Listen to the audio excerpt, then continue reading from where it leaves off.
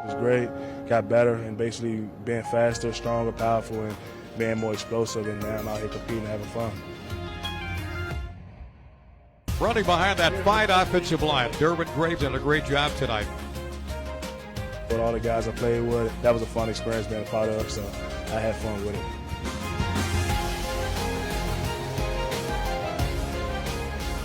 It's definitely been fun, man, so I appreciate all the coaching staff and what they've done for me. Maryland's been a great school for me. Man, I'm super excited to kick off this thing, man, with Undershell, with Bleed Network, man. I'm super excited, man, to cover my alma mater, Maryland Terps, man. But today, I have a special guest, man, that's coming into this show, man, to help me discuss this big weekend for Maryland, man. Tough loss against Ohio State, but my guy, Ellis Mckennie, man, this guy has been doing it on a big level, man, from in the classrooms, on the field, Mr. Do It All. Ellis, what's up, baby? What's up, Darren? How we doing, man? Thanks for having me. I appreciate it. Man, super excited, man. Once again, man, this guy right here is Mr. Do It All, man. Guy play every position in Maryland, man. Mr. Reliable, man. You need a guy to come and play center. He was there. Tackle, when my knees was hurting, he was there. Guard, he was there. I mean, he was there all over the place, man. Man, that's not mention all the awards. That's not mention all the awards, man, from academic, man. 3-time academic honors, man. 17, 18, 19 years, man. And Maryland, man, I'm super excited to have you on, though, man. I appreciate you coming on, bro. Yeah, I must say before we start, Darren, I'm really proud of you, man. The way you've really taken on this media journey of yours. I've been really impressed. I've been following along for the past couple of years. It's been really exciting. You figuring out kind of that post-playing life, figuring out what you're doing next. I'm glad you finally got over to the Terps now so I can be on the show and talk about it. So. Man, I'm telling you, man, I've been all over, man. I've been with the Steelers, man, network, man. Actually still with those guys, man. Been with you got my own podcast besides this one, man, with 3 top 10 topics, man. So, man, I've been rolling, man, with a lot of different things, man, a lot of different networks. Of course, my broadcast I do with high school football with Gulf Coast Sports Network. So, man, I'm kind of, man, all over the place right now. And man, I'm super honored once again to be with Bleed Network now, man. This is a tremendous platform for me. But, man, what about our Terps, man? Hot start right now. These guys are on fire. 5-1, man. Like, did you see this coming? Yeah, I mean, going into the season, you always scout the schedule. We've got our 3 big ones every year, right? You know, playing in the Big Ten East, we're going to play Ohio State, Michigan, and Penn State every season. We know it. So and it's always been tough. And it's always tough. As a fan, you go into the season and you figure out where are those games, because those are going to be key junctures in our season. This year, we looked at it and we saw 5 winnable football games that Maryland's going to walk into the stadium and have the better football team and should win going into Ohio State. But a lot of the rumbling, right, around Maryland football and around the fans is Maryland's going to find a way. We're going to find a way on Friday night to mess something up. We're going to find a way at home versus Charlotte to mess it up, because that's what Maryland does, right? This year, I don't want to cut you off, but man, Maryland has always been to a slow start so far this season, man. I mean, every game, let's be real, man. A couple games like Thompson was a blowout, man. 38-6, man. They blew those guys out. That was a quick start. But those beginning games are always the easy games. Those are the ones that don't count. But when he came to Charlotte, it kind of scared me a little bit. I was like, whoa. When they go to Big Ten play, man, they can't be playing like this in the beginning of the first half. And then they pick it back up, and they got some few stops on defense, man, caused some big turnovers. But it was always a slow start, man. And it's like, wow, man, if they do like this against a team like, for instance, Michigan or a big team like that that's going instantly, it's going to be a long day for Maryland, man. Absolutely. And I hate to say, but I think we learned a lot. I think we learned a lot about the senior leadership and about the coaching, about that locker room to go into halftime a couple of those games where they didn't play very well in the first half, make those adjustments, come out in the second half and look like a different football team. Now the question is, going into the thick of our schedule, is can they do that for 4 quarters in a row and not just get hit in the face and then try to figure it out?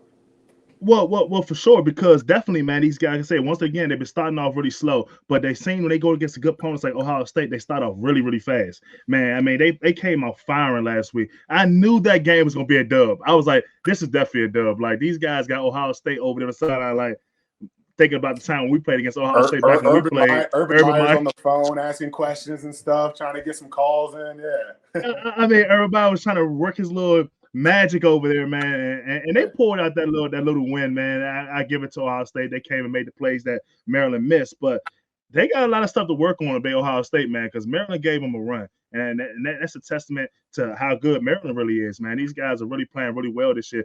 The defense, man, those edge rushers are really getting to the pass rusher, man. They're getting to the quarterback, man, and they're doing it really well, man. I think what's the number 19?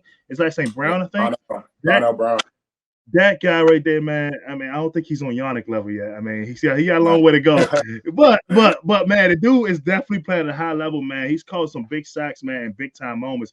I mean, he had like 2 against Ohio State, or maybe 1 I recorded. Like the guy's playing really well, man. And he gonna have to continue to play even better moving down the stretch, man. Trying to get into a bowl game and things like that. There's no doubt in my mind, Maryland, we're going to a bowl game.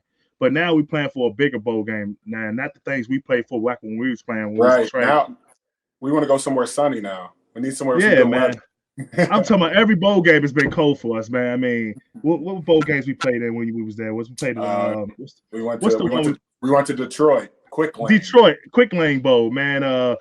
What was that, man? They gave us fat heads, bro. I was like, man, come on, bro. Like we had the worst budget ever, bro. We gave us a fat head, bro. I was like, man, this is terrible. I was like, I wonder what it feels like to actually play on a big stage game. I mean, like, absolutely. But like I said, Maryland has a lot to look forward to, man. I mean, what do you think of the Ohio State game? What do you think of some of the things that Maryland could have capitalized better on? Because I have a big quote from Loxley, man, post game against the Ohio State Buckeyes when they lost. Mind you, they was number 4 in the country. He said, man, our winning formula is being able to generate explosives, take care of the football, defense, limit explosives, and get turnovers, which they didn't do either of those. What do you think Maryland need to focus on going into this big game, homecoming against Illinois? What are some of the focus they need to focus on this week? I think it's they need to make the plays that are there to be made. I think in the first quarter, in the first half of that Ohio State game, we saw them follow the formula. We had a great game plan going into it. Get them in 3rd and long, stop the run, and go sack the quarterback on 3rd down. And we did that for the whole first half. Maintained our assignments, moved the ball up and down the field. But when we got in the red zone, when there was a play to be made, we didn't make the play. In the first half, we could have had 28 points on the board easily. For sure. It was a lot of plays out there, man. They missed, man. And that play really frustrated me a lot was that play going into half, man, where Talia made that check down play where he should just throw it out of bounds, got rid of it, man, and kicked the field goal to get that momentum going into half. And better yet, he just gave it to a check down and ran the clock out. And that was a bonehead decision. Exactly. And when you're playing the number 4 team in the country, those are the plays that you can't mess up. You have a very small margin of error when you're playing a top team in the nation. You can't 100%. Do those kind of things you expect to be in games like that. And like I said, Maryland made a lot of mistakes, but that defense showed up so big for Maryland, man, making those guys put a foot on it, man, 3 and out. Like you said, they could have easily been a 28-point game, man, when those guys just capitalized on a small thing because that defense was lights out. I mean, they was making those guys punt it. For sure. My 2 favorite guys on that defense are 2 safeties. It's Bo Braid and Dante Trader. Trader. Oh, my gosh, bro. You beat me to the punch. I like Trader a lot, man. Physical guy, man. He's definitely a draft pick. And Derwin, do you know where Mr. Trader went to high school? Let me guess. D. McDonald School. Friendship Collegiate. That's what he should have been too. Friendship Collegiate, DC. No, he went to the McDonald School because he's also a 2-sport athlete. Plays lacrosse. He's a hell of a lacrosse player on Maryland lacrosse. Wow. I saw that too, man. I saw that. Man, what McDonough? What's the best players that came out of McDonough besides Ellis Mckennie? Josh Woods. Man, he's putting it on, man. This guy had the little big C on it. He got the big C on this little jersey now. I said, look at Josh Woods, man, a safety. Josh Woods is a 5-year NFL vet now. Crazy. Man, it's crazy, man. But that's a testament to the talent that we put out year to year, man. From last year with Deontay Banks. Hopefully we can get him on the show sometime in the next couple of weeks, man. Deontay Banks was a first round. He had Savage. He had DJ. You know what I mean? You had Byron Coward. You had Ty. Man, our list goes on, man, for guys that took that next step on the next level, man, and it's crazy. I'm not only mentioning myself; I don't count because I'm the host here. We got to talk about all the other guys. I'll mention you, and then we have Derwin Gray drafted by the Pittsburgh Steelers. Let's not man. Talk about that.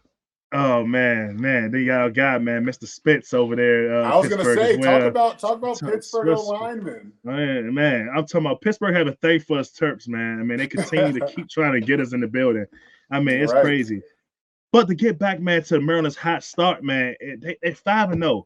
Before they got this loss this week, they was 5-0. That was the first time since 2001, man. That's a big accolade for Loxley, man, as a coach, man, that was determined to come back from Alabama and come down here to Maryland, back to his home state, which Well, it's kind of not his home state. He's from D.C., but we'll say his home Home state. region. You know what I'm saying? And do what he always wanted to do was be the head football coach of Maryland football and turn that program around and give it that lights out feel like back when some of the guys we can remember, man, was Dominique Foxworth, man, E.J. Henderson, Sean Hill, Madu Williams. Those guys on that roster, the 2001 team that was a 7-2 record in the ACC, man. Those guys on top there. And this is kind of the feel that Loxley's bringing back with the start with the script on there. They don't wear these M's no more. They wear the script now. You know what I mean? And he's trying to bring that legacy back, man, and show how Maryland was a fearing team back then and how he's bringing that back now. Dude, how far? My question to you: How far do you think these Terps are going this year? Yeah, so I think the next big step is how are they going to respond to adversity? We haven't had this type of adversity yet this season. When you go 5-0 and everything's winning, everyone's telling how much they love you. You know, we're talking about getting votes in the polls and all that. That's great. Now we had some adversity. You got hit in the mouth. You went on the road and lost a Big Ten football game. How are you going to respond on homecoming, at home, and Terpsville and College Park in the Big Ten? How are you going to respond? And yeah, think about it. They're going against the Illinois team that's hungry, man. These guys has been struggling, man. I wouldn't say they've been struggling huge, but they've been struggling. They've been up and down. They're at a 2-4 record right now. They looking to try to get that momentum. They coming off a loss, man. They trying to get that win. And they got some good skill players that I think that's very notable that can wreck this game offensively for our defense. Our defense can have some struggles, man, with that guys. Reggie Love the third, man. That guy running back, man, he's looked as one of the best running backs in the Big Ten. I mean, we have a great running back group, but we gotta pay attention to those guys on the opposite side, man. Those guys got a good, dangerous running back, man. That guy he gives me vibes of back when the Reggie Corbin used to play for Illinois, right? Yeah, he gives me vibes a little bit like he's fast, man. That guy has opportunity to find holes and he's patient with his O-line. O-line ain't the top tier. But it's they're not, but they're gonna play hard. Brett Bielema always make sure that his O-linemen are up to his standards, and so they've been struggling so far this season. But I'll expect him to make sure that they're ready to play. Brett Bielema brings that old school Big Ten West style to the game, where they're going to be hard nosed. They're going to try to shorten the game, less possessions, play defense. Especially against the Terps, where we have more talent than them this season, they're going to try to make it ugly. They're going to make it as ugly as possible, and hopefully they can find a way in the fourth quarter. We have to make sure to not fall into that trap. Be Maryland. Keep the high-powered offense. Have stops on defense. Don't turn the ball over. Turn them over, and we'll win the football game. And let's be real, all that what you're saying is basically not play down to the opponent that we playing against. And yes, they're a lesser talented team on paper, but once again, they do have key players on their team that's definitely pillars to your offense. The reason I say offense because I was an offensive player, so I really look at offense more. And Isaiah Williams, man, is a guy that's putting up big numbers at the receiving yards. I think he's coming at 503 receiving yards so far. When you look at him and compare to our receiver room, our leading receiver is Jay Sean Jones, and he's only having like 357 yards right now on the season. This guy's coming with 503. So this guy has doubled him by almost 200 and some yards. And this guy is literally a guy for Illinois. So you best believe that QB is looking at him every single play to get him the rock, man, because he feel like that's his guy. And we're going to really need Dante Trade and those guys back there to lay some wood back there, man, to play some old-style Maryland football to control the tempo of Illinois, man, because they're going to come in hot, man, the first quarter. You know how it is, bro. You line up first quarter is always the toughest.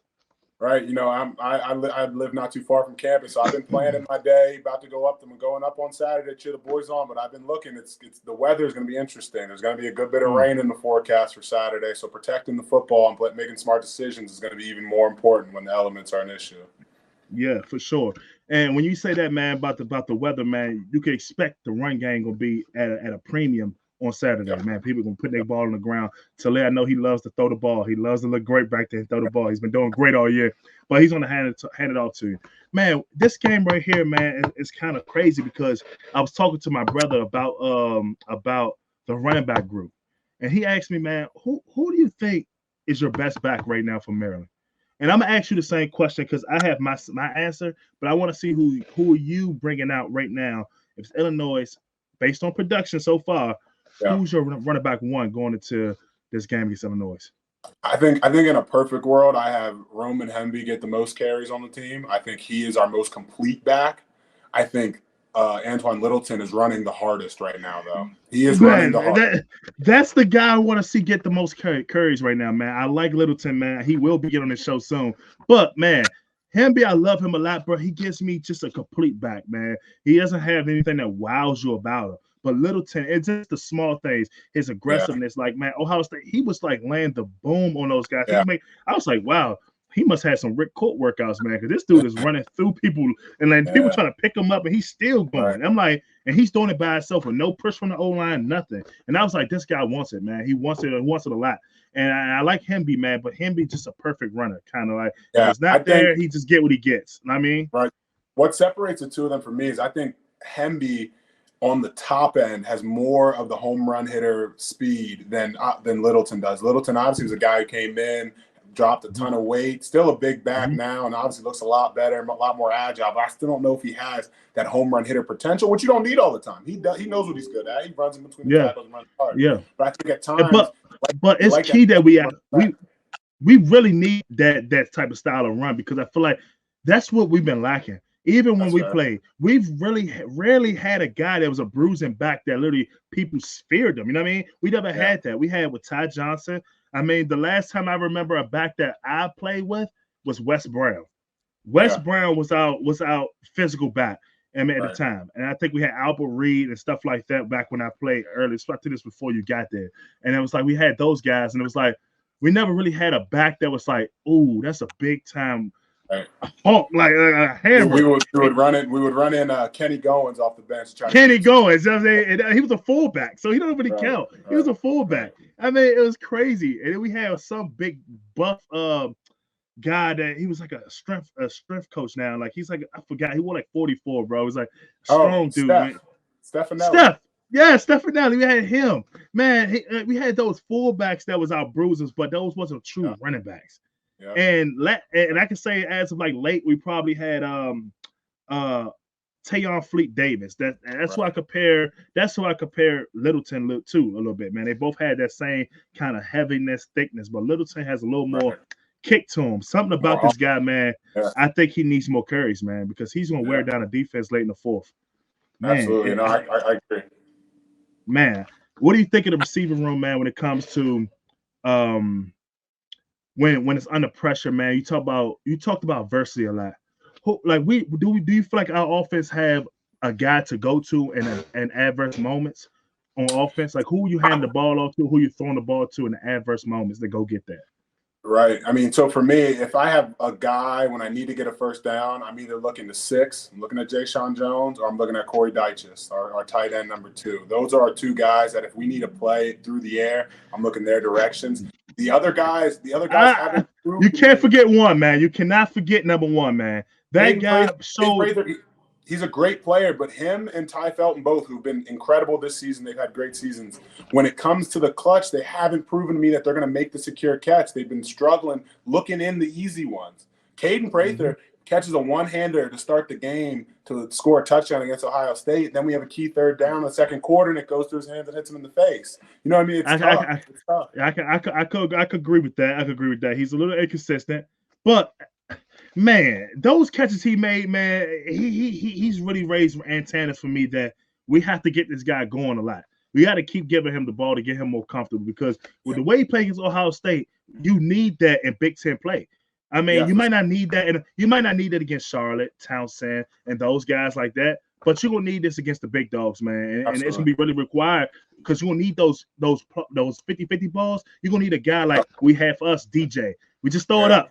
Go DJ, and he gets it. You know what I mean? But who's the guy that's going to be that guy now down the stretch when they really need it? Because it's going to be some times where they're just going to play man to man, and they're going to like, our DBs are better than your receivers. 3rd and long, who you going to get the ball to? And man, it's a tough decision right now. It's a tough decision right now, and I think it's important not only who we take the eye test, not only who Coach Locke thinks is the best, not who Josh Gaddis, the OC, thinks is the best. I think it's our quarterback, who Talia Tagovailoa trusts the most to throw the ball to. I think that's where we'll be the most successful, if he knows the guy that he likes to throw the ball to, or say he feels comfortable in all 3, that he makes the most comfortable throw. Sometimes that's important, because you saw late in the Ohio State game too. He just started to try to force stuff that we didn't need. He tried to take too much, try to make too big of a play. Do you feel our Terps kind of quit towards the end up front? I don't want to say they quit. I hate to say a football team quit because if you quit going into a Big Ten football game, you're gonna get hurt. That's a fact of the matter. Rolled up, all types of things. Yep. Yeah, you're gonna get hurt. You didn't see the juice you saw in the first half. I'll say that.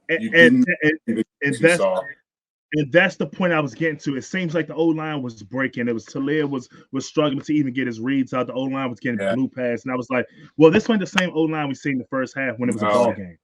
No, where is that fight now?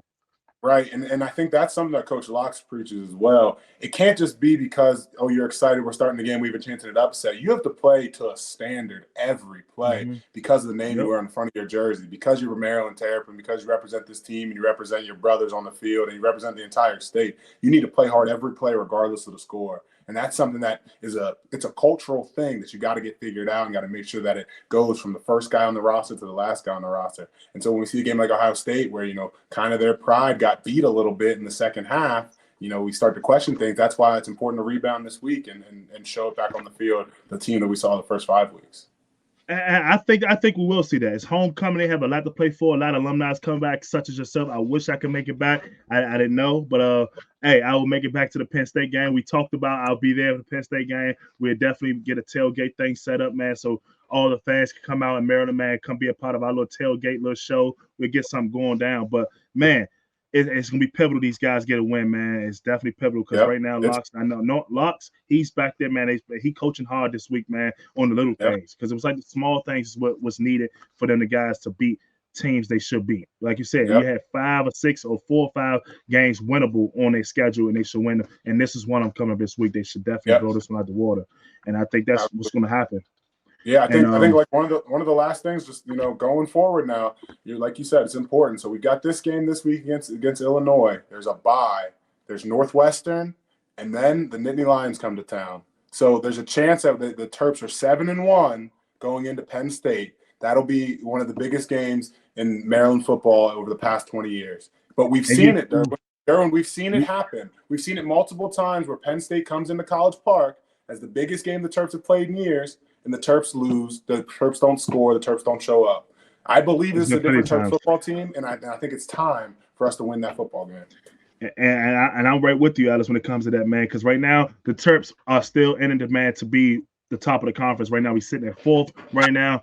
Plenty of football still ahead of us, but it's going to be a tough road for the Terps, man. Like, once again, they got to play sound football, man. And right now, I'm really high on this defense right now. The defensive front, man, is probably the best as a complete defense I saw in a long time. I mean, back when we played, man, we had guys, 1 or 2 guys that was pretty good. Some of them that was just some okay guys. But this D-line right here is completely from the inside out. These guys are stout, man. These guys are making plays and getting pressure on QBs. It's going to be really needed, man, this week, man, to keep this quarterback under pressure, to make some uncostly turnovers, man, to our guy Trader, man. We'd love to see him get another interception and do his thing, man. But, man, I'm excited, man. But, man, that's going to conclude our first episode of Under the Shell with my guy, Ellis Mckennie, Mr. Do-It-All, Mr. Reliable. Man, I appreciate you, man, a lot, man, coming on the show, man. It was fun, man. We definitely get you back on the show soon.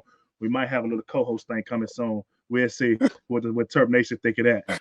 I appreciate it, Durham, man. I'm excited to see where you take this. I'm excited to see you keep moving on up, keep talking about the Terps, and hopefully we get this win on Saturday, man. All right, bro. I appreciate you, man. Man, that was my guy, Ellis Mckennie, man. I really appreciate him joining the show today, man.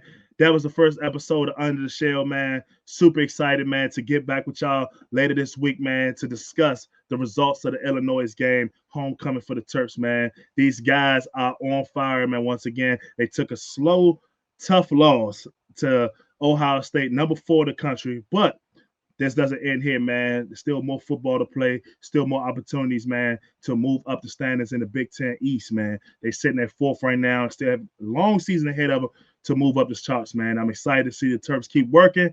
And that concludes episode 1. Catch you this Sunday for episode 2 of Under the Shell. Peace.